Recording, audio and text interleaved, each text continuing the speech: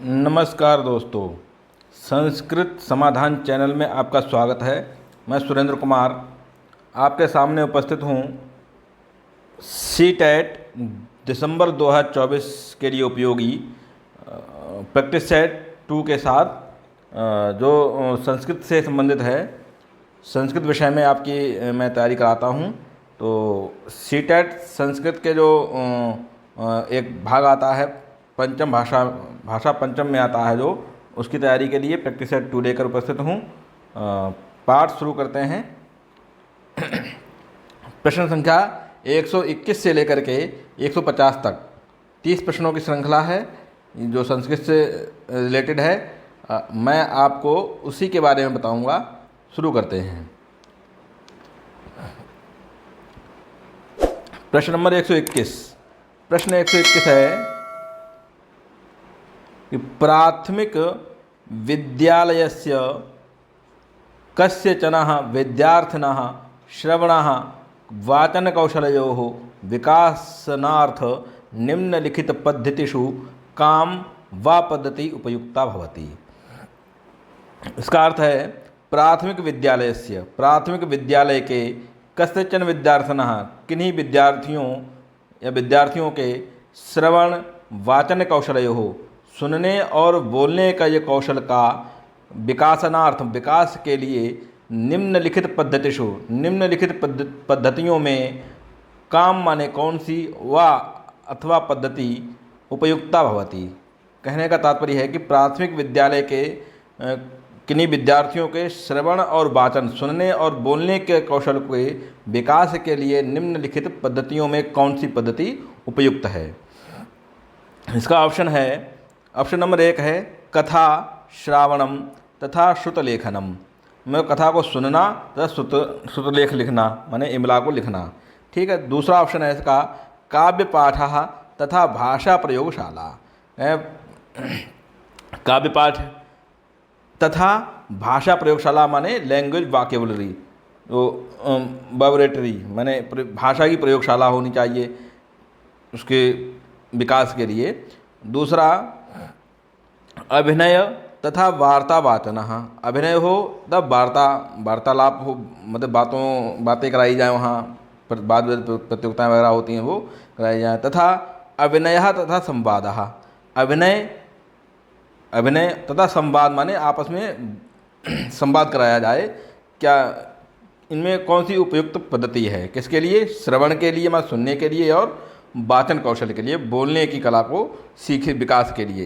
तो कथा श्रवणम तथा श्रुतलेखनम ये नहीं है, क्योंकि कथा सुनने से और श्रुतलेखन से वाचन, कथा में सुनने की तो श्रवण होगा लेकिन वाचन का नहीं होगा श्रुतलेखन से। ठीक है। दूसरा काव्य पाठ, काव्य पाठ में क्या होगा? वाचन होगा, और भाषा प्रयोगशाला से वहाँ श्रवण नहीं होगा। ठीक है। अच्छा, अभिनय में क्या होता है? अभिनय में आप देख सकते हैं, वार्ता वाचन और वाचन कर सकते हैं, यहाँ भी श्रवण का नहीं है। दूसरा अभिनय और संवाद, अभिनय क्या है? अभिनय आप देख भी सकते हैं और संवाद को सुन सकते हैं और वाचन भी कर सकते हैं, संवाद माने आप भी बोल सकते हैं उसमें। ठीक है। तो यही हमारा ऑप्शन ठीक है। 121 का ऑप्शन नंबर 4 हमारा राइट आंसर है। ठीक।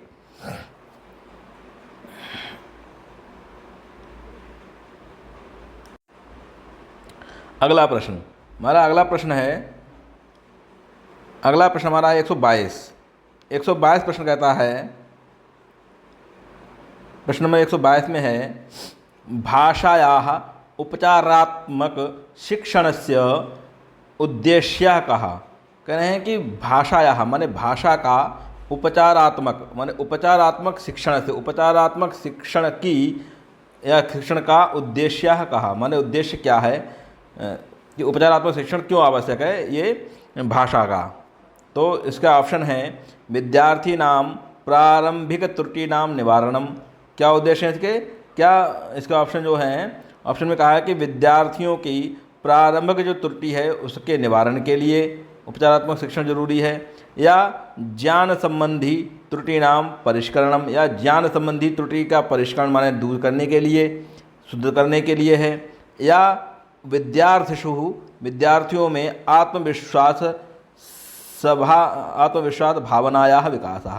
यानी विद्यार्थीषु माने विद्यार्थियों में आत्मविश्वास भावनायाः आत्मविश्वास की भावना का विकास माने विकास हो, इसलिए ये इसके उद्देश्य हैं। या उपर्युक्त सर्वमपि, या उपर्युक्त सभी इसके उद्देश्य हैं। तो देखिए, भाषा का उपचारात्मक जो शिक्षण है, भाषा की उपचारात्मक शिक्षण का उद्देश्य क्या है?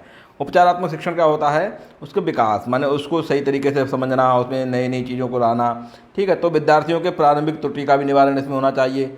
ठीक है, ये ऑप्शन। ज्ञान संबंधी त्रुटि जो है उसका भी परिमार्जन होना चाहिए, ये भी ठीक है। विद्यार्थियों में आत्मविश्वास की भावना का भी विकास होना चाहिए, ये भी ठीक है। अर्थात 122 का ऑप्शन नंबर हमारा 4 राइट आंसर है। ठीक है, उपर्युक्त सभी, उपर्युक्त सभी जो भाषा के उपचारात्मक शिक्षण का जो उद्देश्य है वो क्या है? जितने ऑप्शन दिए गए हैं उनमें से सभी ऑप्शन ये सही हैं। तो हमारा जो राइट आंसर होगा वह होगा 122 का चौथा, उपर्युक्तमपि सर्वमपि, उपर्युक्त सभी। ठीक है, अगला प्रश्न।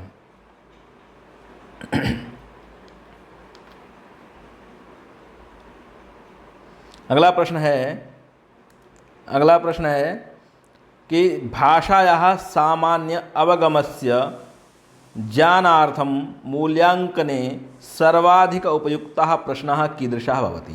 कहते इसका अर्थ होगा भाषायाः माने भाषा के, सामान्य अवगमस्य सामान्य ज्ञान, क्या ज्ञानार्थ माने ज्ञान के लिए, मूल्यांकने माने मूल्यांकन में सर्वाधिक जो उपयुक्त है वह प्रश्न किस प्रकार का होगा? तो अति लघु उत्तरात्मक। कैसा होगा? क्या अति लघु उत्तरी होंगे, या दीर्घ उत्तरात्मक माने दीर्घ उत्तरी होंगे, या निबंधात्मक माने निबंधात्मक होंगे, या कैसे विकल्पात्मक माने विकल्पात्मक होंगे। तो कैसे होंगे? कहने भाषा के सामान्य ज्ञान के लिए जो मूल्यांकन में सर्वाधिक उपयुक्त भी हो और सामान्य ज्ञान को बढ़ाने वाला भी हो। तो ऐसा वो प्रश्न किस प्रकार का होगा? तो ऐसा प्रश्न कैसा होगा? तो दीर्घ उत्तरी ऐसा प्रश्न नहीं होगा, निबंधात्मक भी ऐसा प्रश्न नहीं होगा, विकल्पात्मक भी नहीं होगा। कैसा होगा? अति लघु उत्तरात्मक, जो छोटे छोटे उत्तर होते हैं एक एक लाइन के, वह प्रश्न जो होते हैं, ऐसे प्रश्न व्यक्ति के ज्ञान को भी बढ़ाते हैं और मूल्यांकन में भी उपयुक्त होते हैं। वो उसका मूल्यांकन बड़े आराम से किया जा सकता है। ठीक है, तो कैसे? अति लघु उत्तरात्मक, अर्थात 123 का ऑप्शन नंबर 1 हमारा सही उत्तर है। ठीक, आगे चलते हैं। प्रश्न नंबर 124। प्रश्न नंबर 124 है कि बालाः भाषा अध्ययनार्थम अपेक्षित क्षमतां पुरस्कृत्य उत्पन्नाः भवन्ति कः अवदत्।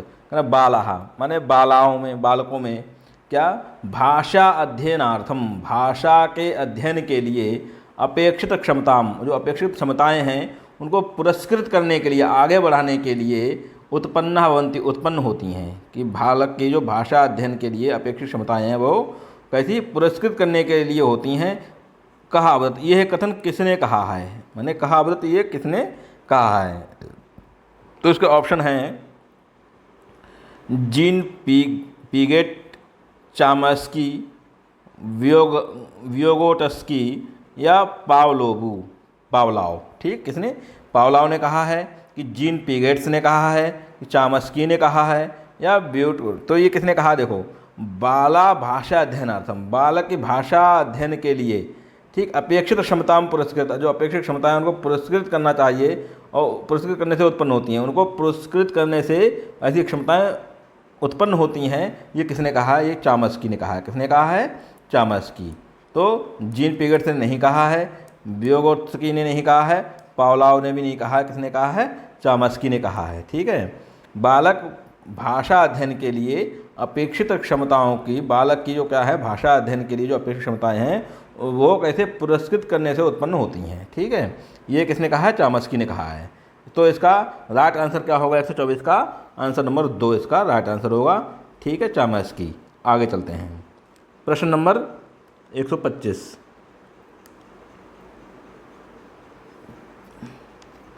प्रश्न नंबर 125 है कदाचित काचित बालिका हिंदी भाषा प्रयुक्त राज्यात् भवतः प्रान्तम् आगच्छति तथा भवतः संबंधी भाषा प्रयोगे प्रमादान करोति तदा एकाध्यापकः भूत्वा अधस्तनेषु कथनेषु किम युक्तमिति भवान भवती चिंतयति। इसका अर्थ क्या है, पहले तो इसका अर्थ जानेंगे। इसका अर्थ है कदाचित काचित बालिका, माने कभी कोई बालिका हिंदी भाषा प्रयुक्त राज्यात, माने हिंदी भाषा का जहाँ प्रयोग होता है ऐसे राज्यात माने राज्य से, भवतः प्राप्त माने आप प्रांतम, आपके प्रांत में आगच्छत माने आती है। ठीक है, कि मेरा कोई बालिका है जो हिंदी भाषी राज्य हैं वहाँ से आपके पास आती है, तथा भवतः संबंधी भाषा प्रयोगे, तथा भवतः संबंधी आपसे संबंधी भाषा प्रयोग में प्रमाद करती है, जो आपकी जो भाषा है उसमें वो बात नहीं कर पाती है या आपसे वो आलस, मतलब वो जब कर नहीं पाएगी तो आलसी ही कही जाएगी। तदा एक अध्यापका, तब एक अध्यापक भूत्वा माने होकर, भाई आप तो अध्यापक हैं, तो तदा एका अध्यापका भूत्वा, तब आप एक अध्यापक होकर के अधस्थ ने जो नीचे दिए गए कथनों में से कौन सा युक्त है वह आपको विचार करना है। ठीक है, समझ में आया क्या? अगर कोई बालिका है वो हिंदी भाषा प्रांत से आपके पास आई है और आपकी भाषा में पढ़ने में वो प्रमाण कर रही है, आलस दिखा रही है या उसके समझ में नहीं आ रहा है, तब आप एक अध्यापक होकर क्या करेंगे ये पूछ रहा है। ठीक है, तो इसके ऑप्शन देखिए, पहले पढ़ते हैं 125 के ऑप्शन पढ़ते हैं। तस्याह भाषा प्रयोग प्रमादानाम विषये वारं वारं स्मरणीयम। क्या कहा? तस्याह माने उसके, भाषा प्रयोग प्रमादानाम, भाषा प्रयोग के प्रमाद का के विषय में वारं वारं स्मरणीयम, बार बार उसे स्मरण कराएंगे, उसे बताएंगे।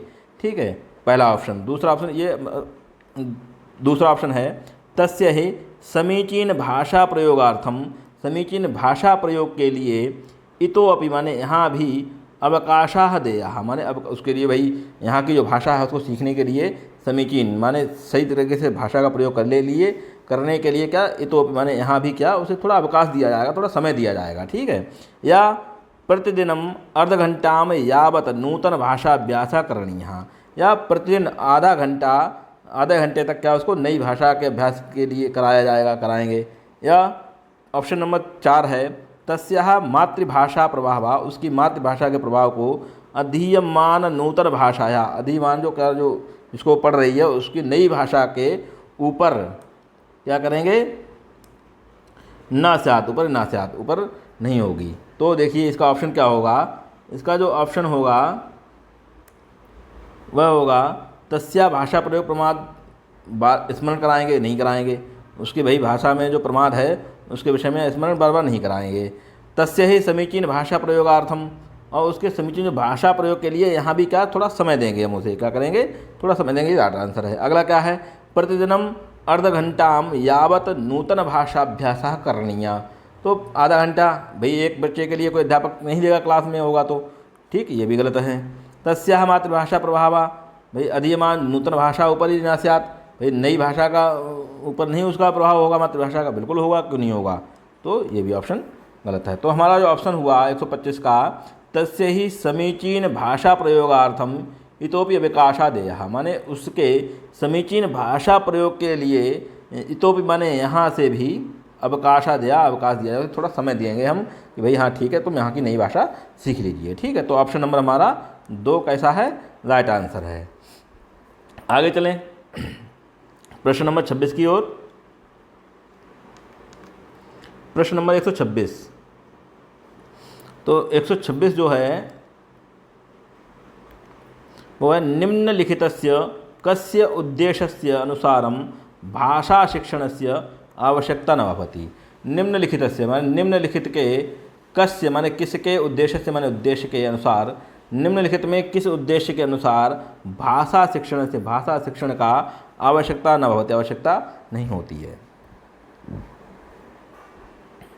कह रहे हैं इसका ऑप्शन कहाँ देखिए, कह रहे हैं निम्नलिखित में से किस उद्देश्य के अनुसार भाषा शिक्षण की आवश्यकता नहीं है, तो क्या है इसका ऑप्शन है जीवनस्य विविध दशानाम ज्ञानार्थम, जीवन में विविध दशाओं के ज्ञान के लिए, अथवा प्रश्न ऑप्शन 2 है भाषा बोधस्य अध्ययनार्थम, भाषा बोध के अध्ययन के लिए।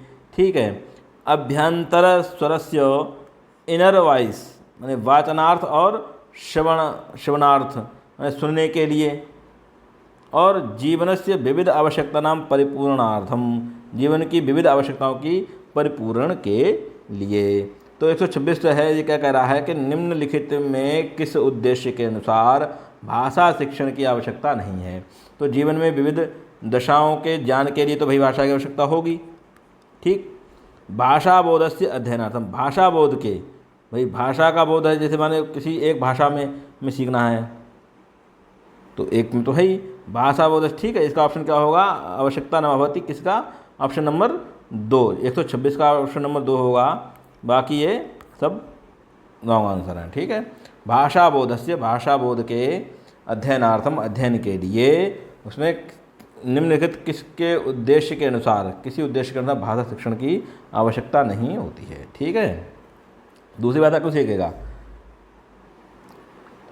अब प्रश्न नंबर 127 है,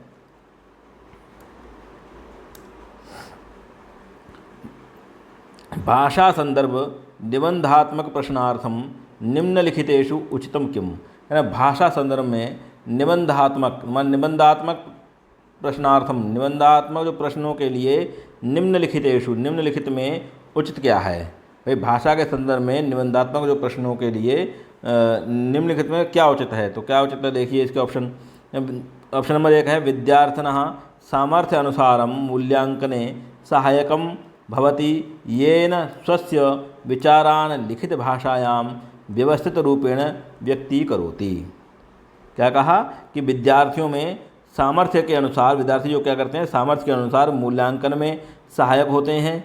भाई विद्यार्थियों के सामर्थ्य के अनुसार तो मूल्यांकन में सहायता होती है, ये न जिससे अपने विचारों को लिखित भाषा या माने लिखित भाषा में व्यवस्थित रूप से व्यक्त करते हैं। ठीक है, दूसरा एतद विद्यार्थी, इससे विद्यार्थीनां परीक्षासु केषांचन प्रश्नानां उत्तरकरणार्थम सहायकम भवति। करें इससे क्या है, यह विद्यार्थियों के परीक्षाओं में केषांचन किसी प्रश्नों के उत्तरकरणार्थम, उत्तर करने के लिए सहायक होता है। ठीक है, निबंधात्मक प्रश्न, ठीक, ये भी सी।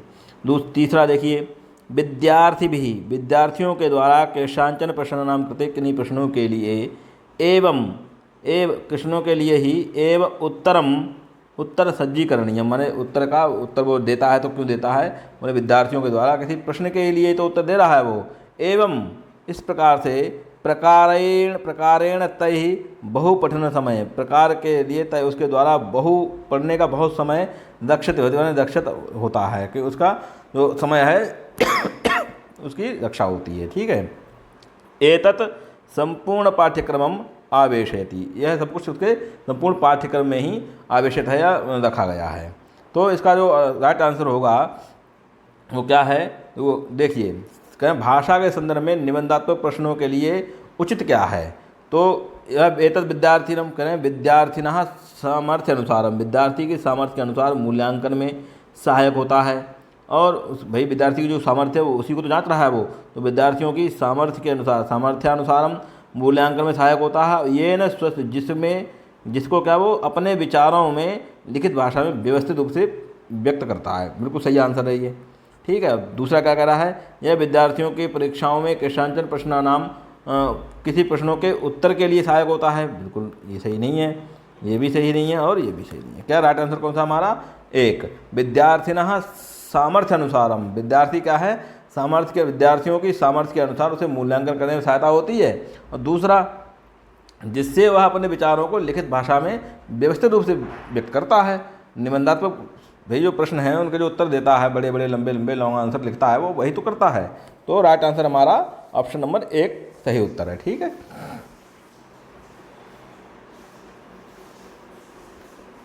प्रश्न number 28,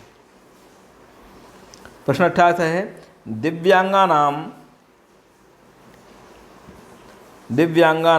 child with special needs. ठीक है, तो दिव्यांग जो लोग होते हैं स्पेशल कहे जाते हैं। दिव्यांगानाम लेखन कौशल वर्धनार्थम, लेखन कौशल को बढ़ाने के लिए कस्य माने किसकी आवश्यकता होती है। कि दिव्यांगों में लेखन कौशल को बढ़ाने के लिए किसकी आवश्यकता होती है, तो ऑप्शन नंबर 1 है विचाराणाम मौलिकता, विचारों की मौलिकता की, या प्रतीकात्मक भाषा या प्रयोग है, या प्रतीकात्मक भाषा के प्रयोग की, या समीचीन शब्दावल्यः प्रयोग, या समीचीन शब्दावली के प्रयोग की, या सुंदराणी हस्ताक्षराणी, या सुंदर हस्ताक्षरों की। तो 128 जो है वह हमारा है विचाराणाम मौलिकता। कहें दिव्यांगों में लेखन कौशल को बढ़ाने के लिए किसकी आवश्यकता होती है? विचारों की मौलिकता की नहीं होती है। ठीक, प्रतीकात्मक भाषाया प्रयोगा, इसकी भी नहीं होती है। लेखन कौशल की बात हो रही है इसलिए प्रतीकात्मक नहीं है यहाँ। ठीक, विचार भी नहीं है। दूसरा कहा समीचीन शब्दावली या प्रयोग। हाँ, समीचीन शब्दावली जो सही शब्दावली है, समीचीन माने सुव्यवस्थित जो शब्दावली है उसका प्रयोग किया जाएगा तो लेखन कौशल में उसकी रुचि आएगी और लेखन कौशल को उसके बढ़ाया जा सकता है, लेखन में उसको कुशलता प्राप्त हो सकती है। सुंदर हस्ताक्षर, सुंदर हस्ताक्षर भी नहीं होंगे। तो ठीक है, समीचीन शब्दावली माने शब्दावली ही नहीं होगी उसके पास, वो क्या लिखेगा? ठीक है, लेख समीचीन शब्दावली का ना शब्द होंगे, शब्दों की अवली माने पंक्ति पूरी, शब्दों भाई सार्थक शब्दों की अवली से ही तो कोई पंक्ति से ही तो कोई वाक्य बनेगा। तो शब्दावली के प्रयोग होगा, समीचीन शब्दावली होनी चाहिए। ठीक है, तब उसके लेखन के कौशल को बढ़ाया जा सकता है। ठीक, आगे चलते हैं प्रश्न नंबर 129 की ओर।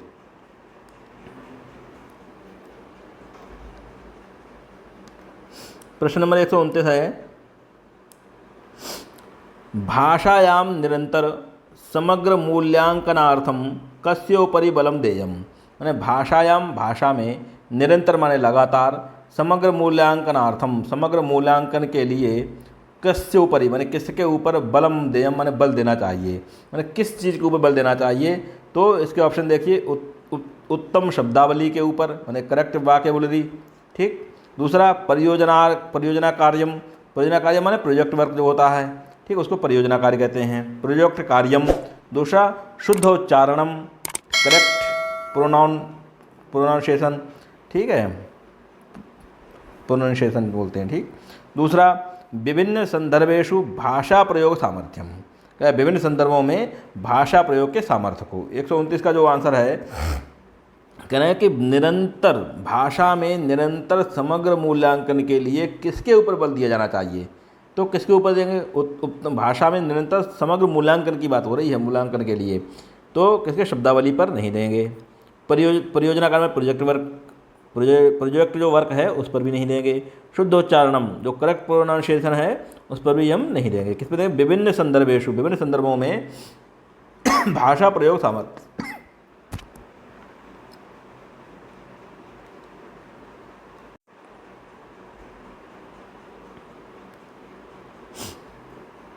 विभिन्न संदर्भों में जो भाषा प्रयोग के जो सामर्थ्य है हम उस पर उसका ज़्यादा बल देंगे। ठीक है, तो ऑप्शन नंबर हमारा 4 सही उत्तर है।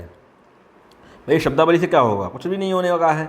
शब्दावली में अगर होगी तो आप वाक्य अच्छा लिख सकते हैं, अपनी उत्तर अच्छे से दे सकते हैं। प्रोजेक्ट कार्य में मूल्यांकन का कोई मतलब है नहीं कि मूल्यांकन के ऊपर बल किस पे देगा, किसके ऊपर ज़्यादा बल देना। भाषा से कोई संबंध नहीं है प्रोजेक्ट का। ठीक है, शुद्ध उच्चारण का भाषा से तो संबंध है, लेकिन मूल्यांकन के लिए उस पर बल क्यों दिया जाएगा भाई? शुद्ध उच्चारण पर तो विभिन्न संदर्भों में दिया जाएगा, सब में, इनमें सारे में हो सकता है। उत्तम शब्दावली में भी हो सकता है, प्रोजेक्ट कार्य में भी हो सकता है, शुद्ध उच्चारण में भी हो सकता है। सबके ऊपर सब मूल्यांकन होगा तो सबका होगा। तो इसलिए विभिन्न संदर्भेषु भाषा प्रयोग सामर्थ्य, भाषा के प्रयोग सामर्थ्य में विभिन्न संदर्भों में इसका बल दिया जा सकता है। ठीक है, ऑप्शन नंबर 4 हमारा राइट आंसर है। प्रश्न नंबर 130 प्रश्न है बहुभाषिकता। बहुभाषिकता क्या है? क्या है? बहुभाषिकता, मल्टीलैंग्वेजम। ठीक है, उसको अंग्रेजी में बोलते हैं मल्टी, बहुभाषा माने बहुभाषक, बहुभाषी जो होते हैं, ज़्यादा भाषाओं को जहाँ रखते हैं वो, तो मल्टीलैंग्वेजम। तो भाषा शिक्षणे एका बाधा, जो बहुभाषिकता है, जो मल्टीलैंग्वेजम है, क्या भाषा शिक्षण में एक बाधा है? दूसरा ऑप्शन है भाषा संसाधनानां कृते प्रमादकारी, तो भाषा के संसाधनों के लिए कैसी प्रमादकारी है।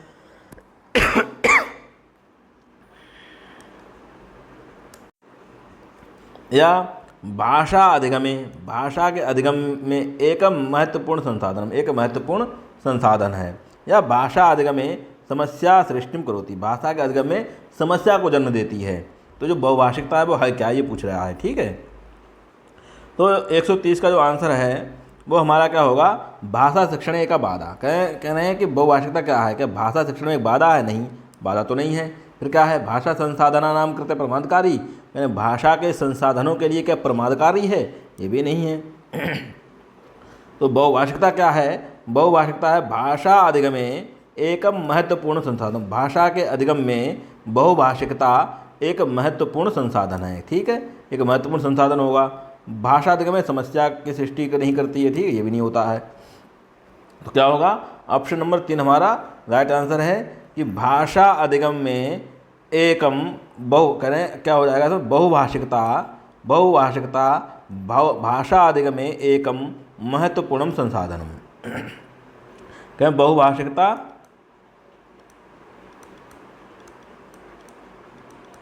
बहुभाषिकता और यहाँ इस पे जोड़ दो, बहुभाषिकता भाषा अधिगम में एकम महत्वपूर्णम संसाधनम। बहुभाषिकता भाषा के अधिगम में एक महत्वपूर्ण संसाधन है। तो राइट आंसर हमारा तीसरा हो जाएगा। ठीक है, चलते हैं आगे। प्रश्न नंबर 131। 131 नंबर है,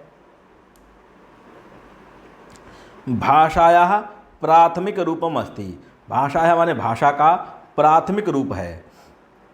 भाषा का प्राथमिक रूप क्या है कि संकेत भाषा, भाषा का प्राथमिक रूप क्या है, संकेत भाषा है, मतलब सिंगल लैंग्वेज। ठीक, दूसरा व्याकरणम है, लिखित भाषा है या मौखिक भाषा है। भाषा का प्राथमिक रूप क्या है, तो भाषा का जो प्राथमिक रूप है वो क्या है, संकेत लैंग्वेज होती है। ठीक है, सिंगल लैंग्वेज। व्याकरण तो बाद की बात है भाई, प्राथमिक जो स्तर पूछा है उसका तो संकेत से ही बताते हैं। जैसे हम अनार दिखाते हैं तो अनार के लिए आ है, संकेत ही तो होता है वहाँ। अनार जब हम दिखाते हैं अनार, तो बच्चे को हम क्या करते हैं, देखो ये अनार है, इसको कहते हैं आ से अनार। क्या बोलते हैं, आ से अनार, यही तो करते हैं। अनार दिखा करके ही तो हम उसे आ बताते हैं। तो प्राथमिक रूप क्या है भाषा का, संकेत भाषा है। ठीक है, व्याकरण तो उसके बाद की बात है बहुत, फिर लिखित भाषा भी नहीं है और मौखिक भाषा भी नहीं है। क्या है, संकेत भाषा, जो कैसी है, संकेत, जो सांकेतिक भाषा होती हैं भाई। का से क्या बोलते हैं, आगे होता है कबूतर का चिन्ह होता है। ठीक है, और क्या होता है, कबूतर, कबूतर का एक वहाँ पर संकेत बना होता है या उसका एक चित्र बना होता है, तो का से कबूतर बोलते हैं, खा से खरगोश बोलते हैं। तो प्राथमिक स्तर में जब हम बताते हैं तो बच्चे को यही तो बताते हैं शुरू में कि का से कबूतर, खा से खरगोश, गा से गमला, तो वहाँ संकेत होते हैं। तो संकेत भाषा जो होती है वो प्राथमिक होती है। भाषा के प्राथमिक रूप क्या है, संकेत भाषा है। ठीक है, तो ऑप्शन नंबर हमारा 131 का क्या हो जाएगा, एक सही उत्तर हो जाएगा। 132 जो है, कह रहे हैं प्राथमिक स्तरे कथा तथा कवित्वम अनयोर मध्ये अधस्तनेषु कः पक्षः साधु इति चिंतयति भवाति। प्राथमिक स्तर माने प्राथमिक स्तर में कथा तथा कवित्वम, कथा और कवित्व में, ठीक है, अनयोर मध्य, इन दोनों के मध्य में निम्नलिखित में से कहा पक्षा माने कौन सा पक्ष साधु है माने ठीक है, इति माने ऐसा, भवती या भवंती भवान चिंतयति माने आप इस पर विचार कीजिए। प्राथमिक स्तर में कथा तथा कवित्व, इन दोनों के मध्य में निम्नलिखित में से कौन सा पक्ष साधु है, जो नीचे दिए गए हैं इनमें से। ठीक है, तो ये आपको विचार करके बताना है, ये आपको विचार करके बताना है। तो देखिए, ते मूल्य परकः भवेयुः, वे मूल्य परक होते हैं, वैल्यू ओरिएंटेड। ठीक है, क्या वो मूल्य परक होते हैं भाई, क्या दोनों के मध्य जो पक्ष साधु है, क्या वो कथा और कवित्व वे मूल्य परक होते हैं, होने चाहिए। दूसरा कहता है कथा तथा कवित्व उभयमपि शब्दावली, दोनों भी शब्दावली दृष्टया समृद्धो भवेताम, कहते भाई शब्दावली की दृष्टि से कैसी होनी चाहिए, समृद्ध होनी चाहिए, चाहे कथा हो या कवित्व हो, कविता हो। तीसरा नंबर है विभिन्न मुख्य नामधेयानाम पुनरावृत्ति ही बहुवारम भवितव्यम उदाहरणानाम, क्या विभिन्न मुख्य नामधेयों की पुनरावृत्ति, बार बार आवृत्ति आना। ठीक है, बहुवारम माने बहुत बार, भवितव्य माने होनी चाहिए, उदाहरणानाम माने उदाहरणों की। फिर विशिष्ट यानी विशिष्ट लेखका नाम कवित्वम तथा कथाश्च। विशिष्ट जो लेखक होते हैं, लेखकों की कवित्व तथा कथाश्च, कविता और कथाएँ होती हैं, ठीक है, ये कहने का तात्पर्य है। तो जो 132 का आंसर है वो आपका होगा वे मूल्यपरक होने चाहिए। हाँ ठीक है, होने तो चाहिए, लेकिन ये आंसर इसका भाई मूल्यपरक क्या है, कथा और कविता तो कुछ भी होता है, मूल्यपरक क्या होता है, पैसे थोड़ी लेने किसी से। फिर दूसरा कहता है कथा तथा कवित्व, कथा और कवित्व उभय में दोनों भी कैसे शब्द, दोनों में क्या होनी चाहिए, शब्दावली हो की दृष्टि से समृद्ध होनी चाहिए। भाई शब्दावली तो है, कथा कोई भी शब्द उठा के जोड़ दोगे ऐसे थोड़ी बन जाएगी, कोई भी शब्द जोड़ो कविता थोड़ी बन जाएगी। भाई वो शब्दावली की दृष्टि से समृद्ध होनी चाहिए, माने लगना चाहिए कि हाँ एक कविता है, या आप एक कथावाचक हैं, कथा लिखी है आपने, एक कथा को लिखने वाले लेखक हैं या बोलने वाले हैं, तो सार्थक शब्द होना चाहिए। तो कह रहे हैं उभय दोनों में भी क्या होनी चाहिए, शब्दावली की दृष्टि से वो समृद्ध होनी चाहिए, ठीक है, यही हमारा राइट आंसर है। ये भी नहीं है, ये भी नहीं है, क्या है ऑप्शन नंबर 2, 132 का ऑप्शन नंबर 2 हमारा राइट उत्तर है, ठीक। 133 प्रश्न है, कह रहा है कि भाषायाम, ये कह रहा है कि भाषायाम व्याकरण शिक्षणम कस्य समीकरणाय सहायकम भवति। भाषायाम माने भाषा में, व्याकरण शिक्षणम माने व्याकरण शिक्षण, किसकी, समीकरणाय समीकरण के लिए, किसके समीकरण के लिए सहायक होता है। ये भाषा में जो व्याकरण शिक्षण है वो किसकी समीकरण के लिए सहायक होता है, माने मिलाने के लिए या समीकरण के लिए। तो शुद्धताया, शुद्धता का, वाक् प्रवाह से माने वाक् प्रवाह का, और संख्यात्मकताया, संख्यात्मकता का, या साक्षरताया हमारे साक्षरता का। तो देखिए शुद्धता का क्या कहा, 33 का जो उत्तर होगा भाई वाक् प्रवाह से, माने वाक् बोलने की प्रवाह के लिए है क्या, नहीं, ये तो नहीं है। तो फिर संख्यात्मकता का नहीं है और साक्षरता का भी नहीं है। क्या कर रहे हैं कि भाषायाम व्याकरण शिक्षणम, भाषा में जो व्याकरण की जो शिक्षा दी जाती है समीकरण के लिए, उस समीकरण के लिए सहायक क्या होता है, तो शुद्धता के लिए। किसके लिए होती है, शुद्धता के लिए। भाई व्याकरण हमें आना चाहिए किसी भी भाषा का, तो भाई हम शुद्ध लिखेंगे, शुद्ध बोलेंगे, वाक् प्रवाह भी हम शुद्ध करेंगे, सब कुछ उसी से करेंगे व्याकरण से ही, तो शुद्धता के लिए, ठीक है, शुद्धताया। तो ऑप्शन नंबर हमारा एक राइट आंसर है 133 का, शुद्धताया। भाषायाम व्याकरण शिक्षणम, भाषा में जो व्याकरण शिक्षण है वह उसके समीकरण के लिए क्या सहायक होता है, तो शुद्धता। अगला चलते हैं 134।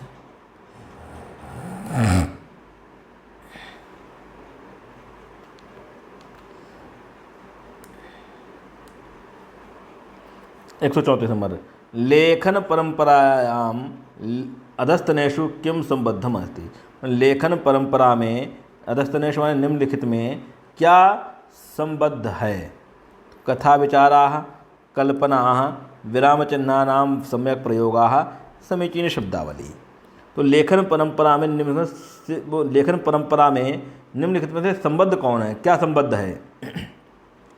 तो कथा विचार ये लेखन परंपरा से संबंध तो नहीं है इसका, कल्पना से भी नहीं है। क्या विराम चिन्हानाम सम्यक प्रयोगाः, क्या विराम चिन्ह जो हैं उनका सम्यक प्रयोग होना चाहिए। वो कौन विराम कहाँ लगेगा, कौन सा चिन्ह कहाँ लगाना चाहिए, इसका सम्यक प्रयोग होगा। भाई लेखन परंपरा में इसी का तो यही तो संबद्ध है लेखन परंपरा से। और समीचीन शब्दावली है, लेकिन लेखन की परंपरा में संबद्ध कौन है ये पूछ रहा है कि जब हम लिख रहे होते हैं उस समय क्या है। तो कोई शब्द जो हम लिख रहे हैं या कुछ बातें लिख रहे हैं तो उसमें कहाँ पर विराम चिन्ह लगाना है, पूर्ण विराम लगाना है, कहाँ योजक लगाना है, कहाँ कॉमा लगाना है, ये सारी बातें विराम चिन्ह जो का सम्यक प्रयोग है वो कहाँ होता है, लेखन परंपरा में होता है, ठीक है, बाकी नहीं है। तो 134 का हमारा उत्तर है ऑप्शन नंबर 3, विराम चिह्नानां सम्यक प्रयोगः लेखन परंपरायां संबद्धः अस्ति, ठीक है। विराम चिन्हों का सम्यक प्रयोग लेखन परंपरा से संबद्ध रखता है।